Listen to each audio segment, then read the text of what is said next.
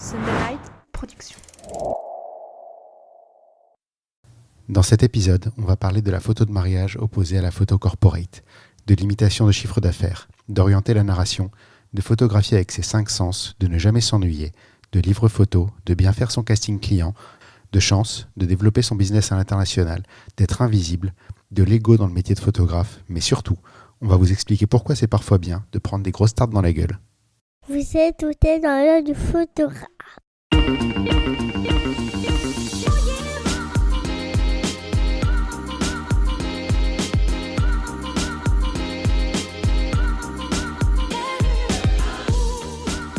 Bienvenue dans ce podcast par un photographe sur un photographe pour les photographes. Je suis Julien Pasternak et aujourd'hui, je vous emmène dans l'œil de Louis Brunet.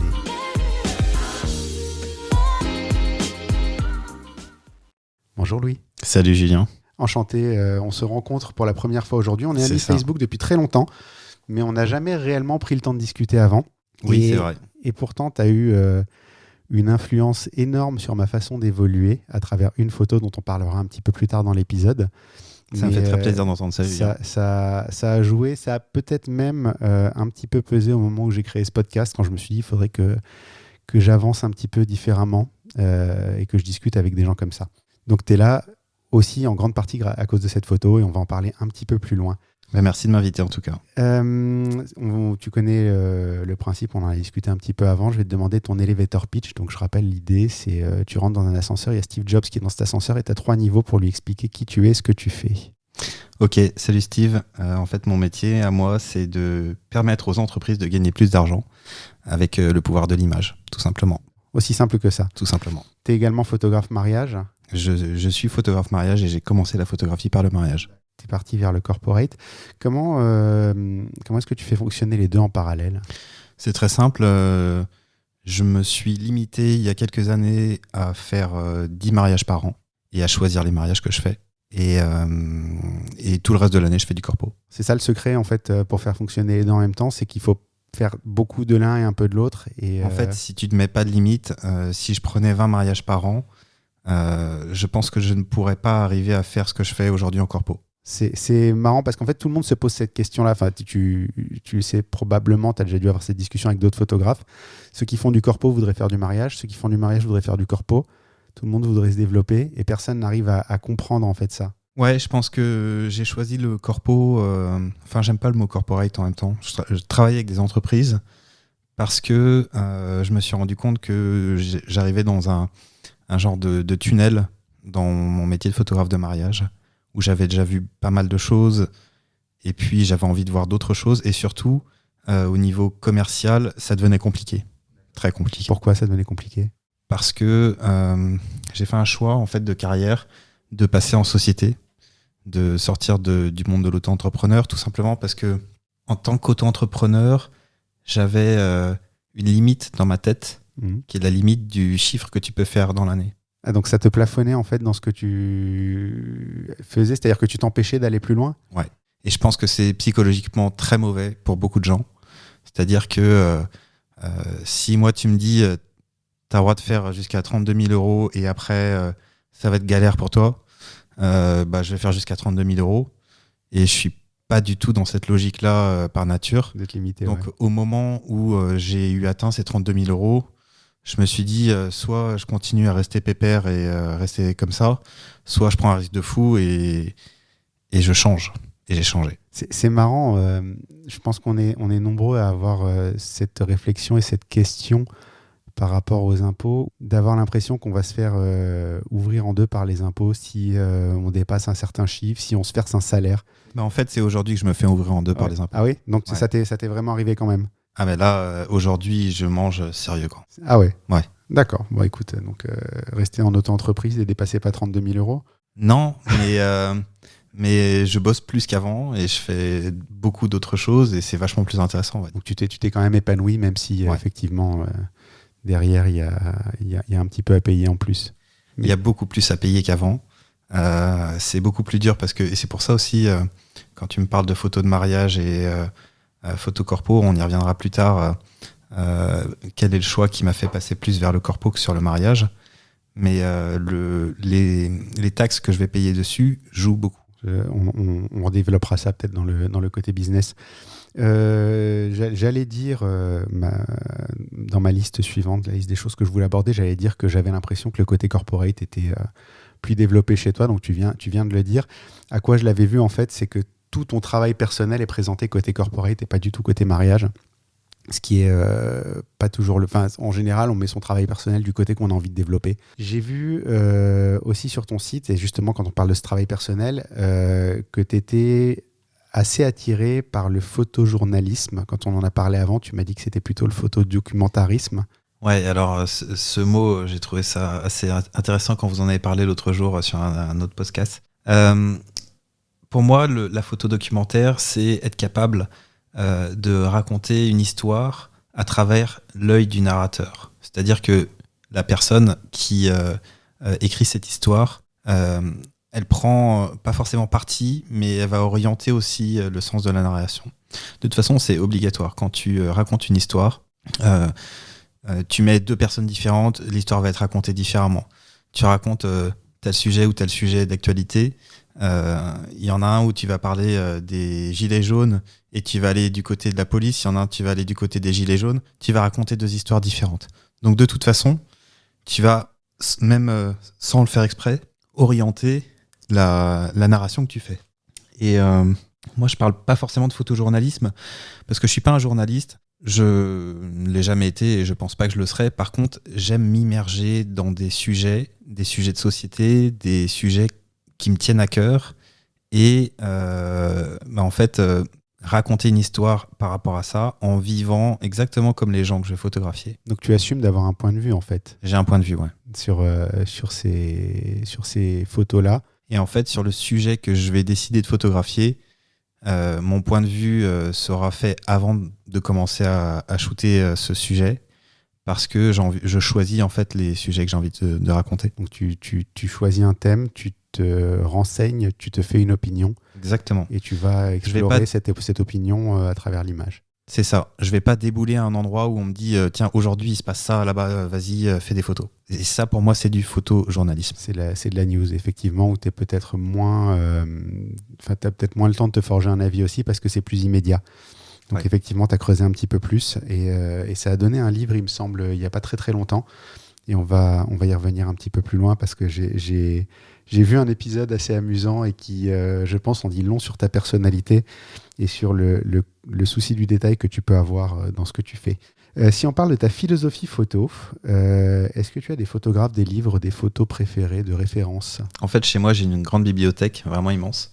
Et il y a 95% pour le reste de la famille, dont mes filles occupent une grande partie, et 5% pour moi. Et dans ces 5%, j'ai quelques livres photos, des livres d'images aussi, de gens qui ne sont pas forcément connus, à part Sébastien Salgado, qui est quelqu'un, connaît, ouais. pour moi, c'est pour moi le photographe contemporain, documentaire, photojournaliste que j'admire le plus. Donc ouais, j'ai quelques livres, mais les gens que je suis, c'est surtout les gens dont je peux voir le travail tous les jours sur mon Instagram. Et en fait, j'ai choisi un truc qui horrifie un peu certaines personnes. Pourquoi tu me suis pas sur Instagram, machin et tout, je suis ton pote pourtant, je suis ta copine, machin et tout. Bah non, parce qu'en fait, moi sur Insta, j'ai envie, c'est un outil de travail, et j'ai envie de voir uniquement ce qui va me permettre de rêver. Je suis un rêveur. Donc si tu regardes, je suis très très peu de personnes sur Instagram, et tous les gens que je suis, c'est des gens qui me font rêver, c'est des gens qui m'emmènent quelque part et dont j'adore le travail en fait. T'as fait le choix de la qualité plutôt que de la fidélité. C'est un peu ça, ouais. C'est amusant que toi qui as l'air d'être autant attaché à l'image imprimée, trouves ton inspiration sur un écran. En plus, un petit écran, parce qu'Instagram, c'est pas un écran d'ordinateur, c'est un écran de smartphone en général. Ouais, mais c'est parce que en fait, je prends beaucoup les transports en commun et que dans le tram, voilà, je regarde Insta et ça me nourrit en fait tous les jours. Moi, c'est une bonne façon de faire. Je pense que c'est la meilleure façon de faire. Moi, je fais cette erreur de suivre tout le monde sur Instagram et de me retrouver avec des newsfeeds blindés de conneries qui sont pas forcément très intéressantes. Comme tu vois jamais tout, c'est l'algorithme qui va te choisir qu'est-ce qu'il va te montrer. En gros, tu vas voir que les gens qui interagissent avec toi. Alors que moi, aujourd'hui, je pense que je vois tous les gens que je suis. Ouais. Tout le temps. Les gens postent en moyenne entre 1 à 3 fois par semaine. Et tous les jours, je vois tout le travail de tout le monde. Tu suis combien de personnes Moi, je sais pas, je vais te dire ça. Je pense moins d'une centaine. Oui, donc c'est vraiment peu, quoi. Attends, on va vous faire patienter, les auditeurs, le temps que Louis contrôle. 79 personnes. Et dans les 79, il n'y a pas forcément que des photographes.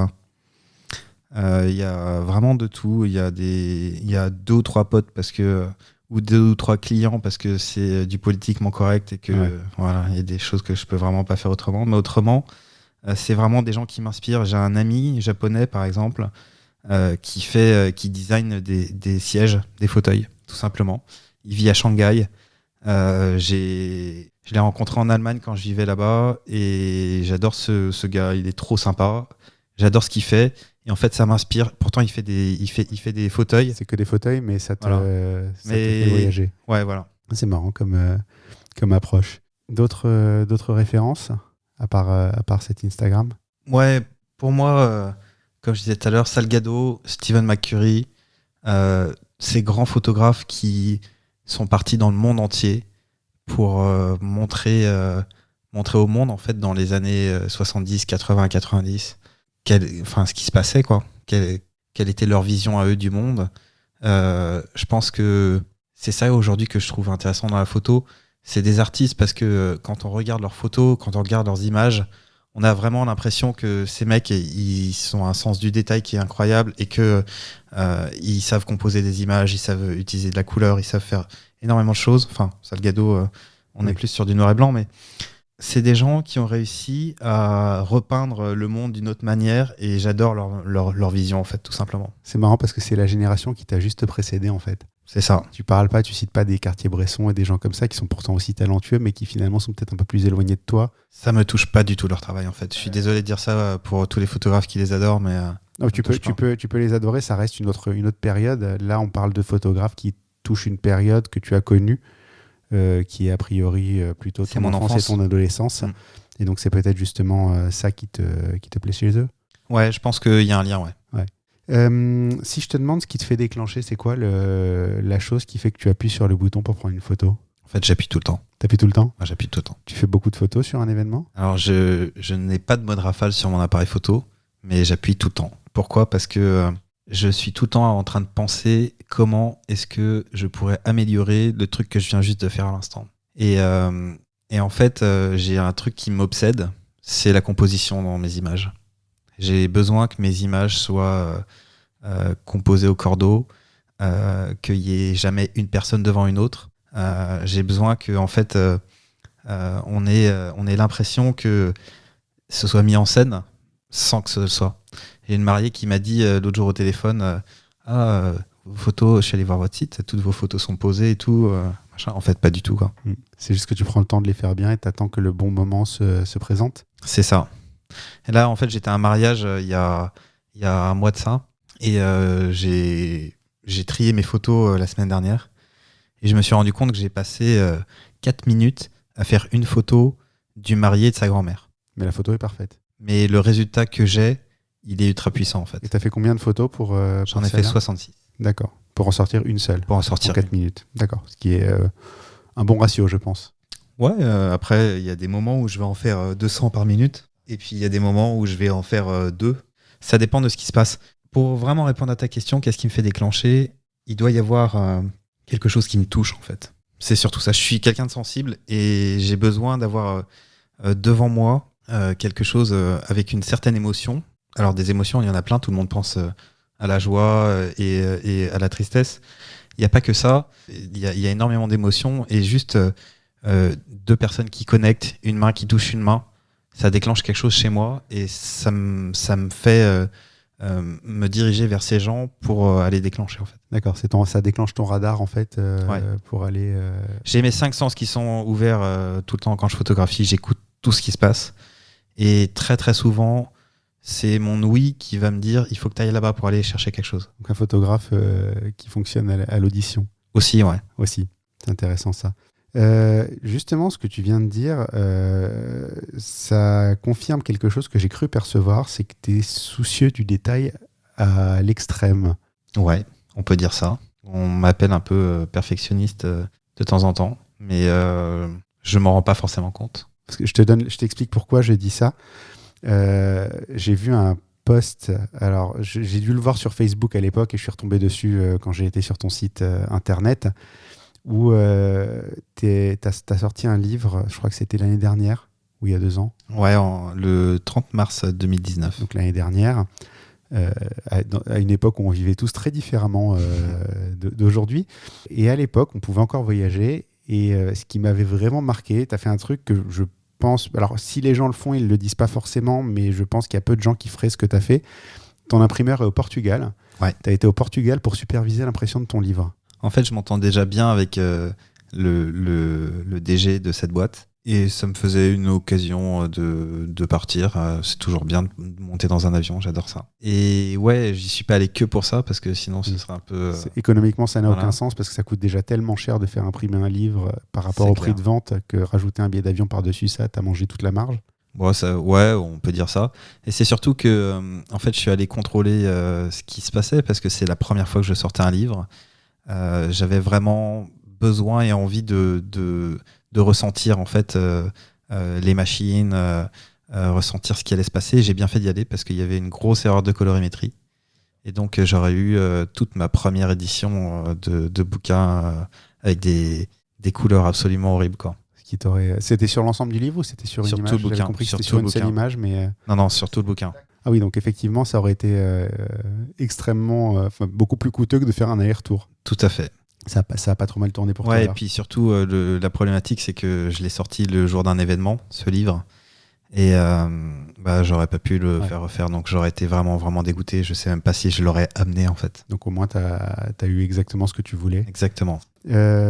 Justement, et c'est aussi quelque chose qui est ressorti sur ton site pas mal, j'ai l'impression que tu es très attaché aux images imprimées, aux livres quand tu vends un événement. Pour moi, ça n'a pas trop d'intérêt. Alors là, je vais parler de mariage, même si j'en fais aussi sur du corpo.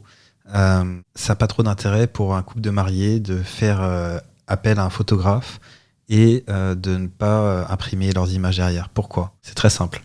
Je crois que c'est en 2015 ou en 2016 que j'ai fait ça. J'ai rappelé plein de mariés et je leur ai demandé à quelle fréquence est-ce que vous regardez vos photos de mariage. Et en fait, tous ceux qui avaient un bouquin le regardaient genre 2, 3 ou 4 fois plus souvent que les gens qui n'en avaient pas. Et je me suis dit, attends, les mecs, ils te font venir pour faire un mariage, ils payent cher, et après ils regardent pas leurs photos. Ça n'a aucun sens. Donc maintenant, depuis 2019, toutes mes formules mariage comprennent un album. Obligatoirement. Il n'y a pas de choix. Ouais. Tous ceux qui veulent pas, ils bossent pas avec moi. C'est marrant. Tout simplement. Moi, j'ai le truc inverse où la plupart des gens n'en veulent pas pour justement souvent que ça coûte un peu moins cher. Mais je comprends ta logique derrière, en fait. Ouais, mais en fait, on a tous des budgets, on a tous plein de choses. On va rajouter 2 caisses de champagne, ça va emmerder personne. Et par contre, mettre 700-800 balles dans un album, c'est beaucoup. Mais pourtant, c'est le seul truc qui te reste après. Ouais. Je veux en fait que les gens ils soient cohérents avec eux-mêmes. Et s'ils me prennent en tant que photographe, c'est parce qu'ils ont vu quelque chose qui leur plaisait dans mon travail. Et comme je sais comment je bosse, je sais que je donne tout en fait quand je suis sur un reportage. J'ai pas envie que ce soit pour mettre ça dans un placard, dans un disque dur et que les gens y regardent pas après, ça n'a aucun sens. Donc tu as une démarche de qualité extrême jusqu'au bout, quoi. Ouais, j'ai envie que les gens y regardent leurs photos, en fait, tout simplement. Sinon, ils prennent un autre photographe. T'as demandé à quelle fréquence leurs enfants regardaient les photos? Pas du tout, mais c'est une bonne question. Je pense que c'est peut-être la question encore plus à poser, parce que j'ai l'impression que c'est plus souvent les enfants qui regardent les albums que les parents. Ouais, alors peut-être qu'il faut attendre encore quelques années pour ça. On parlait de photojournalisme et de photodocumentarisme dans l'intro. Et j'ai remarqué une chose qui n'est pas très courante chez les photographes, c'est que quand tu fais un post sur ton blog, il y a énormément de texte. Ouais, alors j'aime bien raconter l'histoire qui va autour du projet que je fais. Pourquoi ? Parce que souvent, les images, même si elles vont parler d'elles-mêmes, on peut les interpréter d'une autre manière. Donc, que ce soit dans le mariage, Je le fais plus parce que j'ai besoin d'être bien référencé par les moteurs de recherche et que ça c'est important de mettre du texte. Mais sur tout ce qui est entreprise ou sur mes projets perso, j'ai besoin surtout que les gens qui regardent les images ne les interprètent pas de la mauvaise façon. Par exemple, sur le projet que j'ai fait en Afrique, ça peut être assez controversé parce que aujourd'hui, même dans les gens à qui j'explique mon projet de vive voix, ils me disent t'es parti faire des photos de gens qui sont mineurs dans des mines en Afrique et tout pour aller chercher des pierres précieuses, les pauvres. Et en fait, c'est le premier truc qui arrive dans la tête des gens. Et moi, je leur explique, mais non, pas les pauvres. Parce que justement, j'ai choisi cette mine-là. Parce que justement, cette mine-là, elle est différente des autres. Donc, j'ai besoin d'expliquer aux gens pourquoi est-ce que j'ai été là-bas, pourquoi est-ce que j'ai fait ces photos-là. Et ça peut changer un petit peu la vision qu'ont les gens des images, en fait. Sur cette série-là, tu dirais que s'il n'y a pas le texte, les gens peuvent mal percevoir ce que tu dis et C'est penser possible. que tu montres de la misère alors que c'est pas le cas? C'est possible. Ouais. C'est possible parce que, en fait, cette mine, je suis parti avec un cousin à moi qui est joaillier. On est joaillier dans la famille depuis 4 générations. Donc, je suis très attaché au monde du bijou, de la pierre précieuse, du métal précieux, etc. Et en fait, la mine a été choisie depuis 2007 à peu près. On devait y aller. Sauf que le propriétaire de cette mine s'est fait assassiner en 2008. Et depuis, il y a eu un procès qui a été lancé. Enfin, c'était très, très compliqué. Et en fait, c'est vraiment une mine où les gens qui y travaillent sont considérés comme des êtres humains. Mm. Et j'avais envie de montrer un contre-exemple. J'ai vu ce film qui s'appelle Blood Diamond avec Leonardo DiCaprio il y a très longtemps, qui m'a profondément choqué. Et j'avais envie de montrer un contre-exemple. Et en fait, dans mon travail documentaire aujourd'hui, c'est tout simplement une ligne directrice. Je dirais même, la petite phrase qui va souvent avec, c'est montrer des initiatives positives dans un monde complexe. Aujourd'hui, dans les news, sur plein de médias, on va voir des choses trash, de la violence, de la pauvreté. Énormément de choses qui font soit penser aux gens qui regardent qu'ils sont bien lotis, donc tout va bien dans leur vie, c'est cool, voilà, donc ça les réconforte. Soit qui va faire dire aux gens, mais c'est horrible, enfin voilà. Ce qui fait réagir. Exactement. Bah oui, parce que quand on écrit des trucs, quand on a un journal, quand on a une télé, il faut forcément montrer des choses qui vont faire réagir les gens. Il y a un truc qui fait moins réagir, mais qui, je pense, est plus important et plus intéressant. Enfin, plus important, je sais pas, mais qui est plus intéressant. C'est de montrer les gens qui font des choses qui peuvent être insignifiantes, mais qui, pour leur écosystème à eux, est juste un truc de malade. C'est-à-dire que, par exemple, je suis allé en Haïti en 2013 parce que j'avais quelqu'un de ma famille qui y était et que c'était, je pense, l'une des seules opportunités que j'aurais d'y aller. Et là-bas, j'ai rencontré une femme qui a une 50aine d'années, qui a monté une exploitation et qui fait vivre une 40aine de personnes. En fait, en Haïti, je n'ai pas vu une seule personne qui avait un CDI, à part là-bas. Et c'est ultra précaire, c'est-à-dire que les gens vont venir toutes les semaines trouver un autre boulot. En fait, ils savent tout faire et ils font tout. Sauf que là, elles donnent du boulot à 40 personnes. Et c'est insignifiant pour nous, une entreprise de 40 personnes, mais pour eux, c'est énorme. Et en fait, voilà, tous mes projets sont basés sur des initiatives qui vont aider les autres. Être positif. Ouais. Je voudrais qu'on parle d'une image en particulier. Et cette image, alors je l'ai dit dans l'intro, c'est probablement cette image qui fait que je t'invite dans le podcast, au-delà de tout ce qu'il peut y avoir derrière, parce qu'évidemment, c'est pas une seule image qui fait un photographe. Mais cette image-là, elle m'avait marqué, ça devait être il y a 1 an et demi, c'est une soirée d'entreprise. Et alors, ceux qui font de l'entreprise en volume le sauront certainement, les événements entreprises, on ne peut pas toujours se permettre de faire des choses trop artistiques parce qu'on peut vous le reprocher. C'est pas systématique, mais assez souvent, ça reste assez factuel et assez carré. C'est plus de voir qui était là, qui était présent et qu'est-ce qui s'est passé que de faire des très très belles photos. Et cette photo-là, je l'ai sous les yeux et avec ton accord, on la publiera dans le post qui accompagnera le podcast.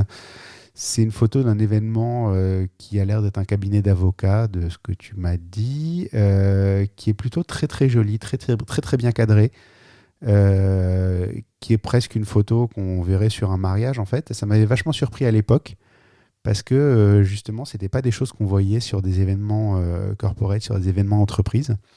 Et j'aimerais bien que tu nous en parles un petit peu de cette image-là. En fait, tout démarre au Foundation Workshop, que je n'ai pas fait, mais dont je connais pas mal de gens qui l'ont fait, et où j'ai entendu des gens dire ouais, moi j'ai fait le Foundation Workshop, on m'a mis pendant 5 jours chez Careglass à prendre des photos d'un mec qui change des pare-brises. Et en fait, toute la journée, on fait ça. Et j'ai adoré ça, en fait. Je me suis dit, en fait, faire ce genre d'image, je peux le faire chez moi. En fait, le Foundation Workshop, je peux le faire tout seul.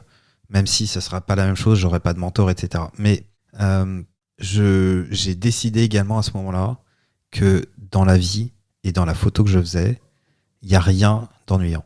C'est moi qui décide, en fait, si je m'ennuie, si je m'emmerde à faire un truc, ou si je le fais pas. Et j'ai décidé qu'en fait, j'avais pas envie de m'ennuyer à faire des choses. Donc, quand je pars sur une soirée d'entreprise ou même n'importe quoi en entreprise ou pas, j'ai envie de m'amuser aussi. J'ai envie d'être créatif, j'ai envie d'aller chercher des images. Donc, je fais les images pour lesquelles on me paye. C'est-à-dire, en fait, dans cet événement, il y a eu plusieurs phases. Il y a eu une phase où il y a eu un concert, c'est un cabinet d'avocats qui fête son anniversaire, donc ils ont parlé, j'ai fait des photos des gens qui parlent, etc. etc. Et puis il me restait 1 heure après, il y avait un cocktail, j'avais mes flashs, je me suis dit, allez, on va créer une ambiance, et je vais monter des flashs déportés là-dedans. Et j'ai commencé à m'amuser, en fait, tout simplement à essayer de chercher des lumières, de chercher des moments, de chercher des choses qui se passent. Et c'est ce que je fais sur tous mes événements d'entreprise.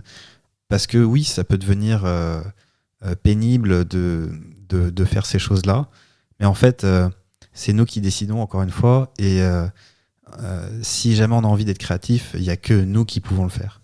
Quelque part, tu reprends le contrôle de l'événement, en fait. Je prends mon contrôle de mon boulot dans l'événement. D'accord. Parce que dans l'événementiel d'entreprise, en tout cas, il y a souvent des étapes, des passages obligés dans la soirée.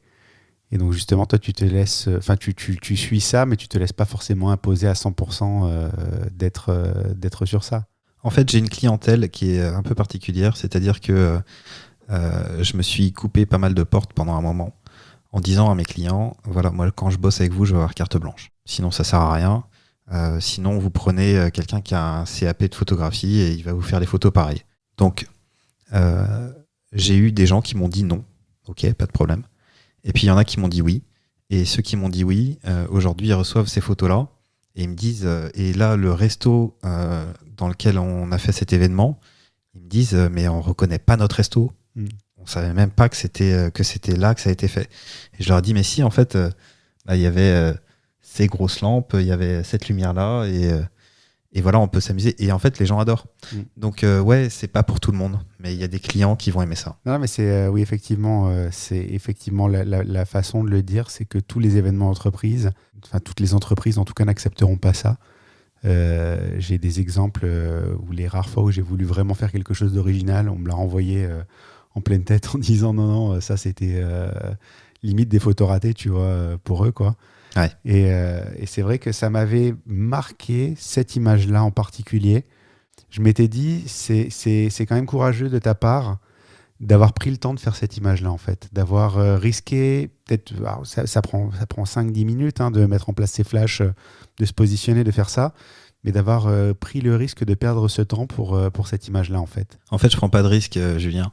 C'est parce que au casting, quand je fais le premier rendez-vous avec mon client pour lui dire voilà, on va faire des photos, on a déjà défini que il y aurait tant de photos et que je fais ce que je veux. Et en fait, sur un événement, il y a des clients qui vont dire moi je veux 300 photos, et je leur dis bossez pas avec moi, ça sert à rien. Je vous livrerai pas 300 photos de toute façon. Vous en avez besoin de combien pour votre com? Je sais pas, on va poster un peu sur les réseaux sociaux. En fait, si vous avez 30 photos, ça vous suffit? Ouais, je vais vous faire 30 photos. Donc 30 photos parfaites Non, j'en fais plus. Mais en fait, je vais en livrer peut-être, je sais pas, 80 à 100. Mais sur les 100, pour moi, il y a 30 photos qui racontent leur soirée, dont je vais faire un petit diaporama vidéo et pas plus. Et en fait, c'est ces photos-là qu'ils vont utiliser dans leur com. Donc ça se joue avant en fait, avant l'événement, tout ça. En fait, ouais, il faut discuter avec le client, savoir ce qu'il veut et être en ligne avec lui. Et à partir du moment où ça colle, c'est bon. Il y en a quand même qui vont me dire non, c'est pas ça qu'on veut. Bah tant pis. Mais ils sont prévenus. C'est pas une surprise pour eux. C'est ça que. Ah non, ceux qui sont pas d'accord, on peut pas bosser ensemble parce que moi, c'est ça que je sais faire en fait. Et je vais pas aller me mettre en danger sur des choses que je ne sais pas faire sur un événement. Ce que je sais faire, c'est m'amuser. Bah, je m'amuse. C'est ton originalité en tout cas, et c'est une bonne chose parce que finalement, ça a attiré mon œil et je pense que ça attire l'œil d'autres personnes qui ont cette recherche-là. Avant d'enregistrer, on a eu une petite discussion sur le fait qu'après un certain nombre d'années à exercer ce métier, on pouvait avoir l'inspiration qui s'émoussait un petit peu et une petite perte d'inspiration même. Et justement, je voulais te demander comment on pouvait gérer une période comme ça. En 2017, j'ai décidé de faire plus de photos d'entreprise que de photos de mariage.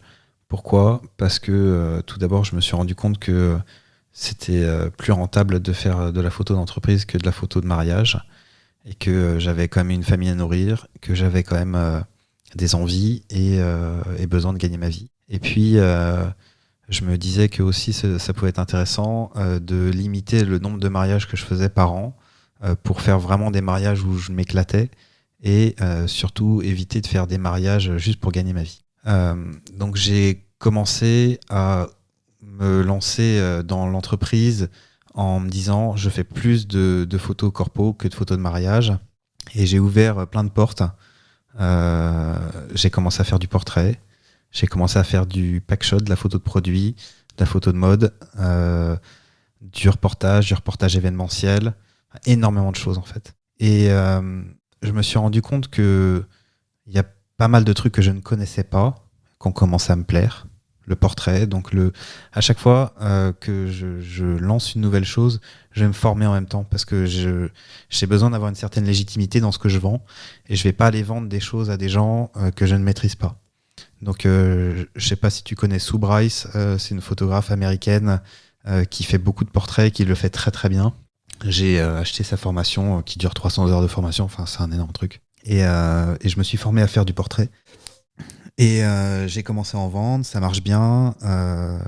Je fais surtout du portrait corpo, surtout pour de la profession libérale, des avocats, des notaires. Et je suis très content, en fait, c'est quelque chose que je pensais ne jamais réussir à faire un jour parce que la photo posée, c'est vraiment à l'opposé de tout ce que j'ai jamais fait et ce que j'ai jamais aimé, en fait. Le reportage et le portrait, c'est assez différent. Mais je me suis rendu compte qu'il y avait une découverte humaine qui était hyper intéressante dans le portrait. Et j'ai essayé la photo de produit, donc j'ai pas commencé par le truc le plus facile. Je fais de la photo de joaillerie, de haute joaillerie. Mmh. Et en fait, c'est très très complexe parce que tu mets en valeur du métal précieux et des pierres qui ont des facettes dans tous les sens et qui vont réfléchir la lumière d'une manière de dingue. Donc en fait, il faut arriver à trouver comment travailler ta lumière pour avoir quelque chose d'impeccable.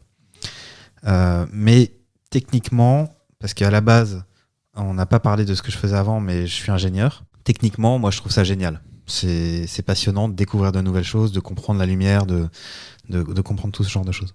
Le reportage, ça, j'en faisais déjà plein avec le mariage. C'est exactement la même chose en entreprise. Et c'est d'ailleurs pour ça que je gère, que je fais mon reportage d'entreprise exactement de la même manière que mon reportage de mariage.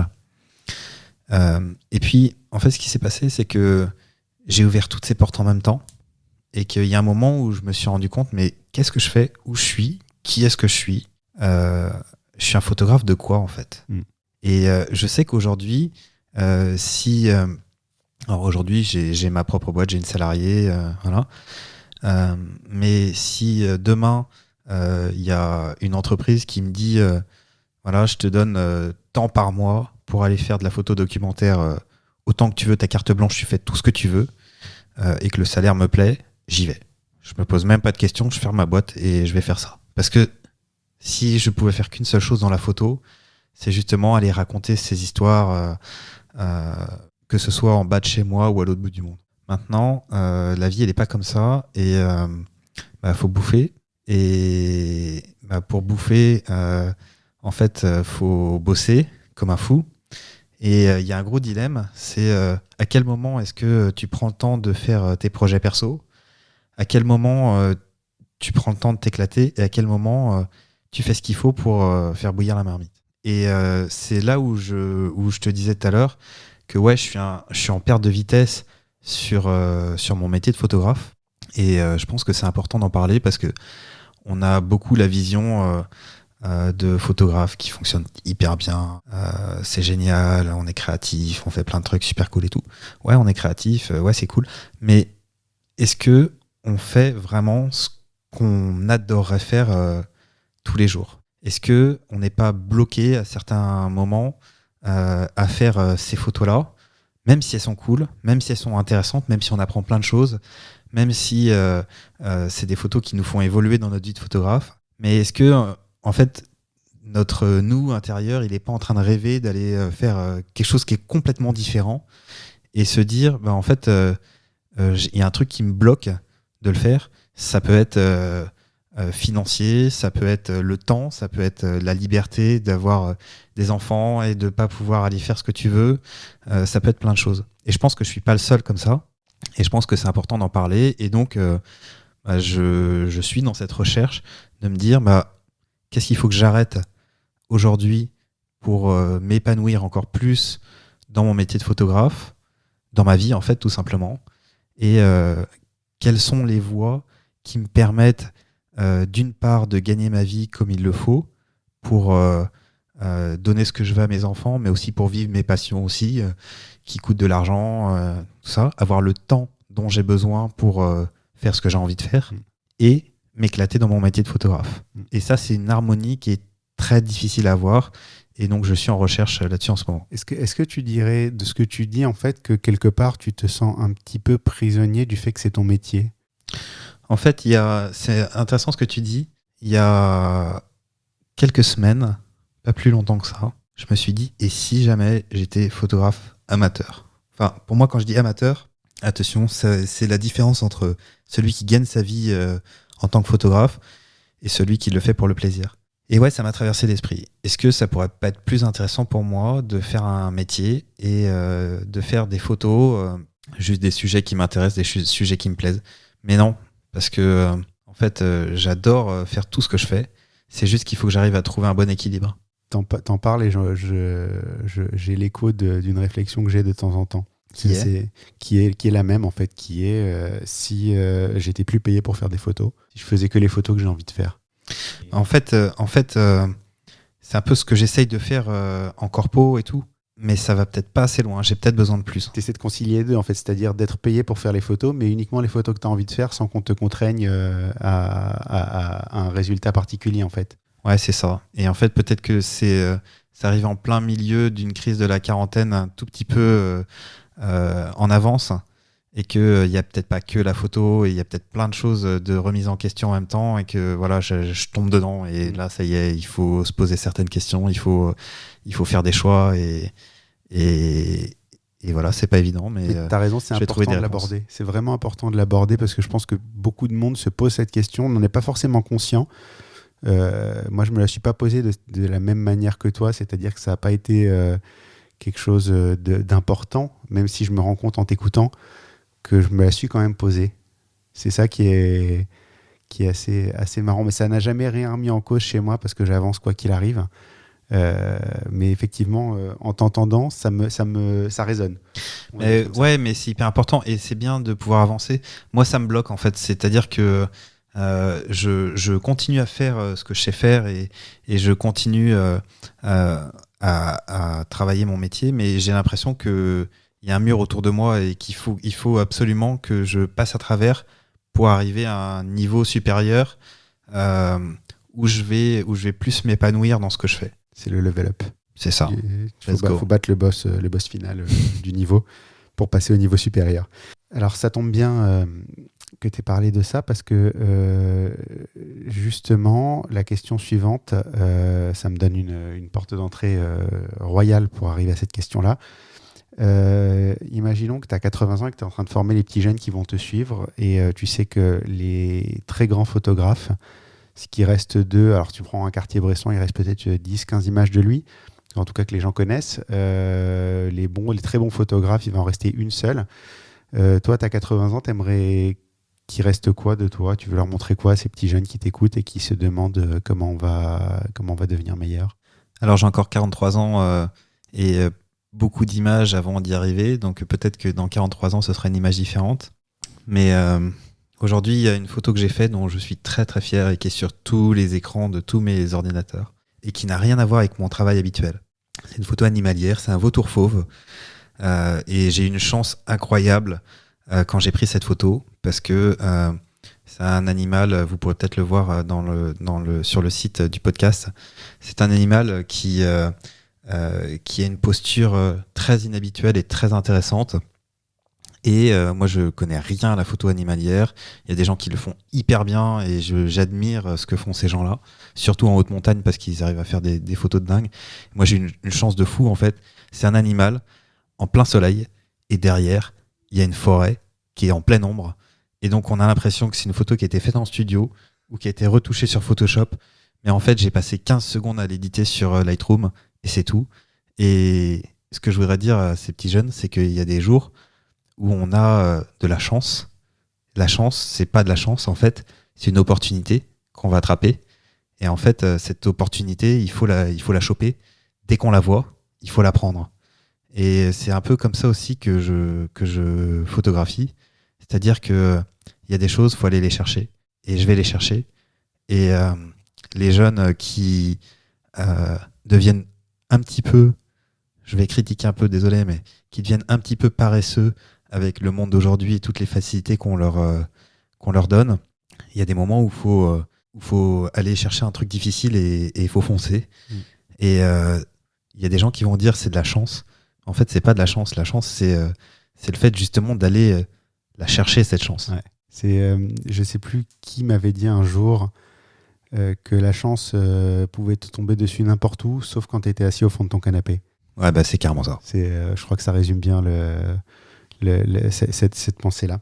Si on prend côté plus business, ton activité, c'est quoi aujourd'hui ta source de revenus principale? Alors, ma source de revenus principale, ça va osciller entre les projets pour les particuliers et les projets pour les entreprises. Mais depuis 2 ans déjà, l'entreprise me rapporte plus que les mariages. Et là, je fais pas forcément de distinction. J'ai plein de projets très très différents dans la photo, dans le reportage, dans le portrait, dans la photo d'archi, dans la photo de produit. Et c'est un tout en fait.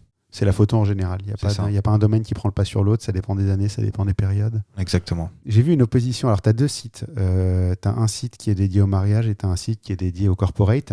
Ouais. Et il y a une opposition que je trouve très, très amusante.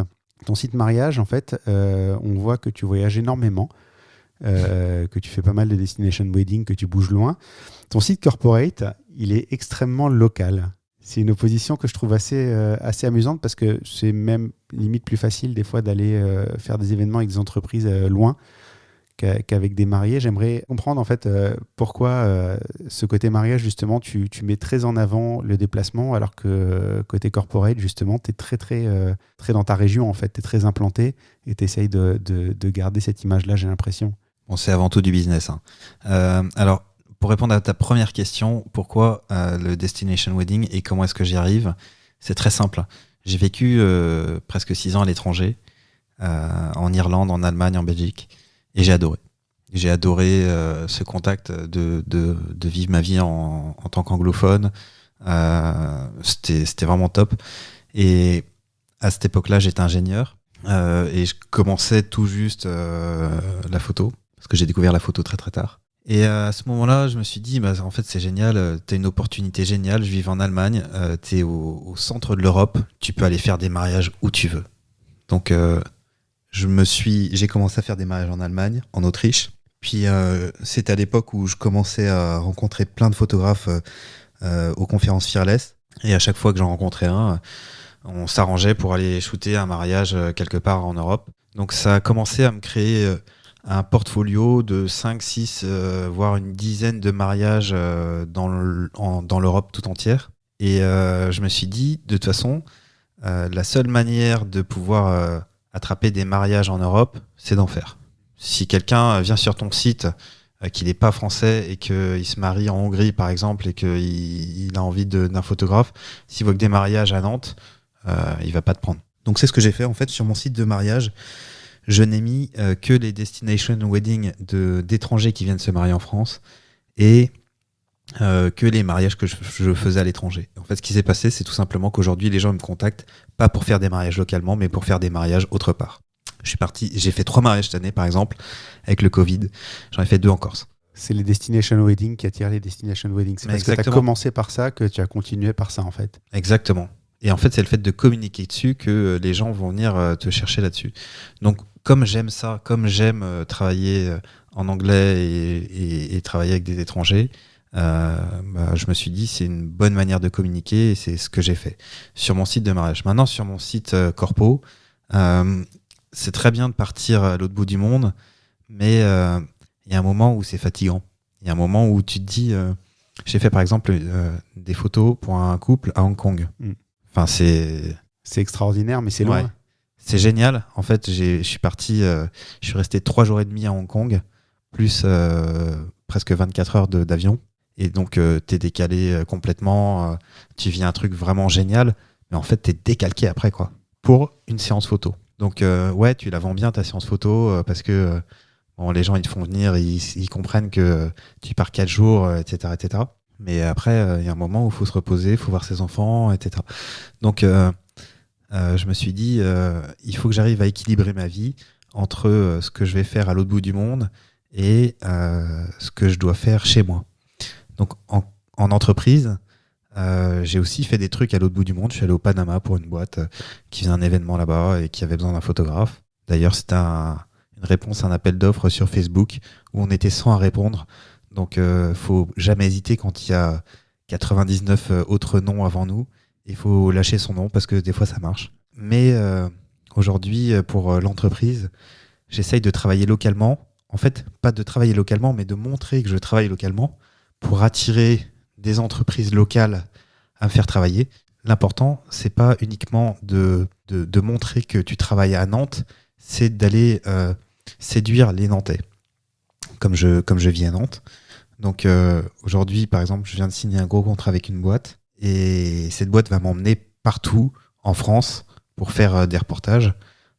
Mais je vais pas forcément montrer ces choses-là. Ce que je veux, c'est que les gens qui viennent sur mon site et le référencement naturel qui va s'en dégager me fassent connaître sur mon terroir, on va dire, qui va me permettre d'aller chercher des boîtes parce qu'il y en a plein de boîtes dans notre région. Et le jour où j'aurai écumé tout ce qu'il y a là, j'irai voir plus loin, mais ce sera dans 15 ans. Il y a quand même de la marge avant d'en arriver là. Alors, sur justement ton site corporate, la question suivante, c'est quelle est la place de la communication en fait dans ton travail? Mais si on reste sur ton site corporate, je trouve que tu as une façon très intelligente de présenter tes prestations. Alors, c'est déjà très, très segmenté sur les typologies de prestats que tu proposes, sur les typologies de prestats que tu proposes. Mais tu commences toujours ta présentation par « vous faites ça ». Et si c'était moi qui faisais vos photos, vous pourriez faire ça. En fait, je me suis rendu compte que c'est comme on dit, les cordonniers qui sont les plus mal chaussés. Quand tu vois des gens qui sont avocats et qui ont des gros cabinets et qui fonctionnent hyper bien et qui ont des photos absolument horribles, des photos de portraits absolument horribles, tu te dis, mais eux, je peux les faire réfléchir en fait. Donc, dans toute ma communication, celle qu'on voit sur Internet, parce qu'il y en a, mais il y a aussi plein de petits livrets que je fais, que je vais donner à mes clients, et ça que si tu l'as pas entre les mains, tu le vois pas. Je vais un petit peu bouger les gens. Mais c'est comme, enfin, je suis comme ça en fait. Je suis assez direct et je vais leur dire, en fait, t'as vu ta tronche sur ta photo, tu l'as fait en retour de soirée ou alors... C'est ta photo de vacances quoi, qui sert de photo professionnelle sur LinkedIn. Ouais, c'est ça. Et au final, les gens, ils sont choqués, mais ils se disent, mais ouais, mais t'as raison. Mais en fait, pourquoi je montre ça? Et je pense que ça marche bien. Et puis, Il faut pas, à mon avis, être dans le mainstream où venez chez moi, je fais des belles photos de portrait et tout.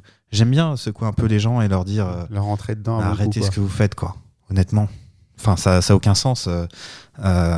Vous voulez montrer que vous êtes pro, sérieux, que vous êtes les meilleurs. Et puis en fait, tout ce qu'on voit, c'est des trucs moches. Réveillez-vous. Est-ce que la réflexion que je m'étais fait une fois, c'est que les gens mettaient 600 balles dans une paire de chaussures et 0 dans une photo. Et c'est quoi qu'on voit en premier quand on cherche quelqu'un sur Internet? C'est Godas ou sa photo? Est-ce que tu gagnes bien ta vie aujourd'hui? Et si oui, combien de temps ça a mis? Alors, j'apprendrai un peu cette question parce que j'ai déjà écouté plusieurs podcasts et j'ai été expatrié quand j'étais dans mon ancienne vie d'ingénieur où ma base était à Dublin et j'étais expatrié en Allemagne.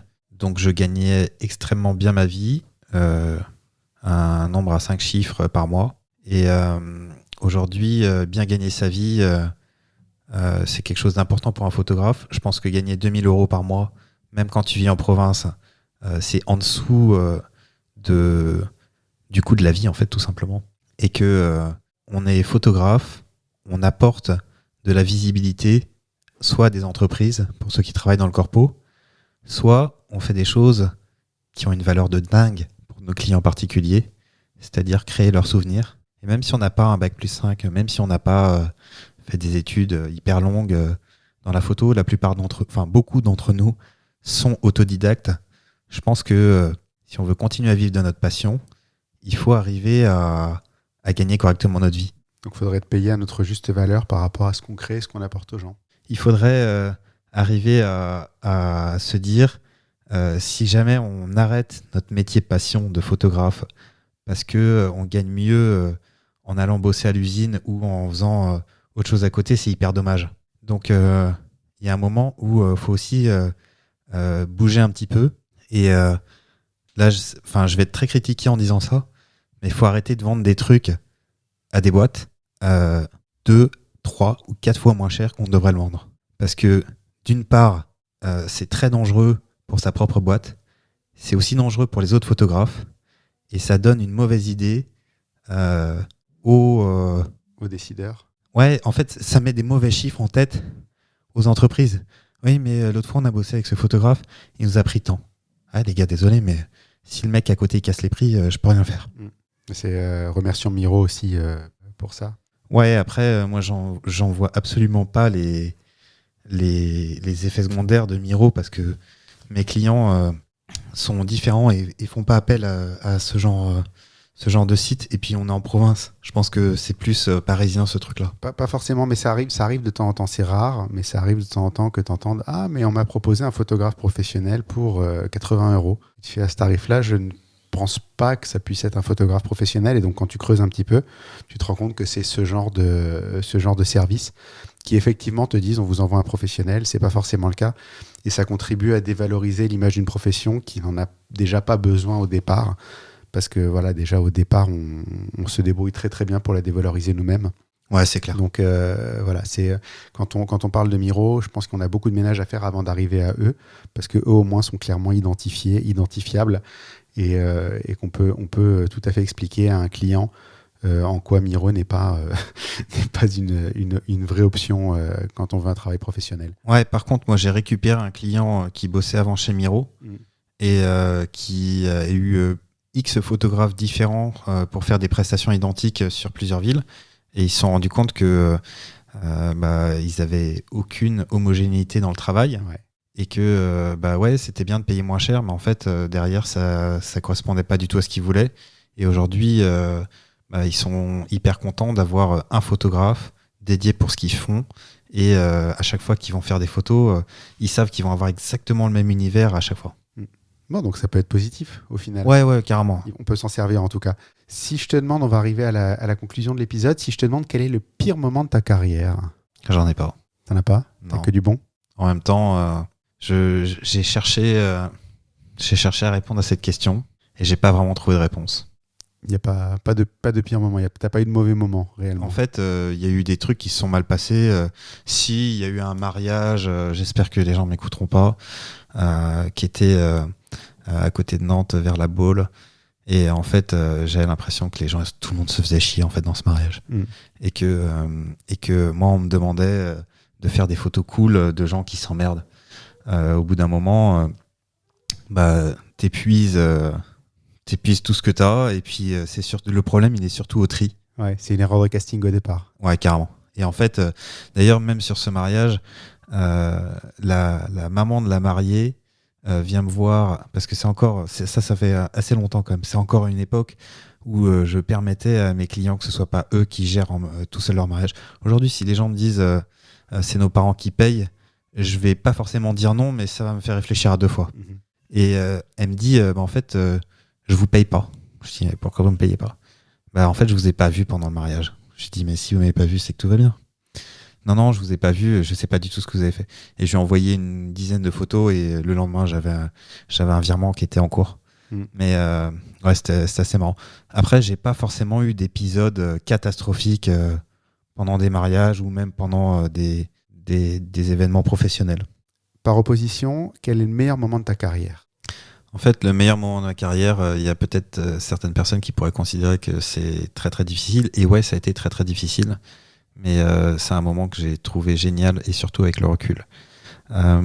C'était en 2014, j'ai rencontré une photographe que j'admire énormément, qui est une photographe colombienne qui vit en Espagne. Et elle m'a invité à shooter un mariage avec elle. Et le lendemain du mariage, on a regardé toutes les photos que j'avais faites. Et elle m'a clairement expliqué que ce que je faisais, c'était de la merde. Mais vraiment, sans filtre. Après, elle m'a dit comment faire pour m'en sortir. Mais j'ai pris une claque de grand malade dans la tête. Surtout que je pensais que ce que je faisais, c'était ouf. Comme tous les photographes peuvent se le dire à un moment, en fait, quand t'es pas encadré. Mais carrément. Et en fait, ça a été la base du renouveau des images que j'ai commencé à construire après ça. Et aujourd'hui, quand je sors un truc et qu'elle m'envoie un petit message en me disant waouh, là je me dis mais yes, j'ai réussi en fait. On n'a pas dit son nom, mais une Colombienne qui vit en Espagne, il n'y en a pas 10 je pense, et donc la plupart des gens sauront qui c'est et sauront qu'un compliment de cette personne-là, ça en vaut beaucoup. C'est pas rien, ça vaut le compliment d'une bonne dizaine d'autres photographes sur ton travail. J'avoue, c'est pas mal et je suis obligé de plus soyer parce que ça m'est arrivé il n'y a pas longtemps. Mais c'est vrai qu'une bonne tarte dans la gueule de temps en temps, ça te remet bien les idées en place aussi. Ouais, et puis ça te fait progresser, ça te fait évoluer. En fait, il faut pas se leurrer. Dans notre métier, il y a de l'ego. Que l'ego, ça a des bons côtés et des mauvais côtés. Et en fait, quand on ferme les yeux sur plein de trucs et qu'on se met des œillères, on va passer à côté de choses incroyables. Et aujourd'hui, depuis cet épisode-là, je vais les chercher, mes claques. J'en ai besoin. C'est quelque chose que j'ai besoin d'avoir pour avancer. Et donc, je vais me mettre dans certaines situations qui vont me donner des claques. Et ça me fait progresser. Donc, tu te mets en danger? Ouais, je me mets en danger. Je vais aller présenter mon travail à des gens qui sont ou pas photographes, mais qui, selon moi, ont un regard artistique très intéressant. Et qui certaines fois vont me dire mais là attention. Dernière question de l'épisode. Qui est-ce que tu me recommanderais pour un prochain épisode? Alors j'aimerais bien que tu interviewes un gars qui s'appelle Thomas Muselet, que je ne connais pas du tout personnellement, mais j'ai vu son travail sur Instagram et c'est assez intéressant. Thomas, il fait des photos pour le GIGN. Je pense que même il doit avoir un compte attitré chez eux. Et il fait des trucs qui sont vraiment impressionnants, vraiment intéressants. Et j'aimerais bien personnellement aussi en savoir plus sur ça. Donc c'est pour ça que je te le recommande, parce que j'aimerais bien écouter ce qu'il a à dire chez toi. Et d'autre part, il a un univers artistique sur des photos qu'il va composer de toutes pièces, qui est hyper intéressant. Et j'aime bien ce qu'il fait, je le suis sur Instagram et je pense que ça vaudrait le coup de l'avoir ici. Ok, je note. Et tu sais quoi, je suis en train de le chercher pendant qu'on en parle et je l'ai déjà contacté. Il ne m'avait pas répondu à l'époque, mais je vais le relancer. Et le nom m'était pas inconnu, je me disais bien et je reconnais. Et c'est effectivement quelqu'un que j'aimerais bien avoir également. Donc c'est noté. Et Thomas, si jamais tu nous écoutes, le mail revient puisque ce sera le deuxième que je t'enverrai. Où est-ce qu'on peut te retrouver, Louis ? Alors, au café du coin, Est-ce que je t'ai dit d'éviter de dire ? j'ai fait exprès, désolé. Au Balto à Nantes, tous les jours de midi à 14h au déjeuner. C'est ça. Ou au strip club juste à côté. C'est noté. Plus sérieusement, c'est quoi tes adresses, tes sites ? Alors, en fait, j'ai 2 sites internet. J'ai un site qui est dédié au mariage, qui s'appelle www.louisbrunet.com. Et j'ai un site qui est dédié aux entreprises, www.brunet-photographie avec un y.com. C'est noté.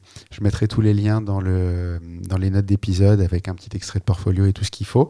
Il me reste à te remercier d'avoir répondu à toutes mes questions, d'avoir répondu à mon invitation. Ben, merci à toi, Julien. Et C'était d'avoir hyper partagé sympa. tout ça. C'est une bonne expérience. Écoute, je suis content que ça soit une bonne expérience au final parce que ça a mis un petit peu de temps à se faire, mais c'était hyper intéressant de t'avoir. Merci beaucoup. Merci à toi, Julien. À bientôt. À bientôt.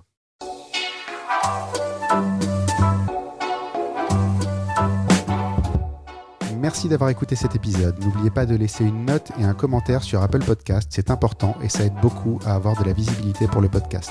Vous pouvez également aller sur le blog dans l'œil du photographe à l'adresse www.dlodp.fr. C'est tout pour aujourd'hui.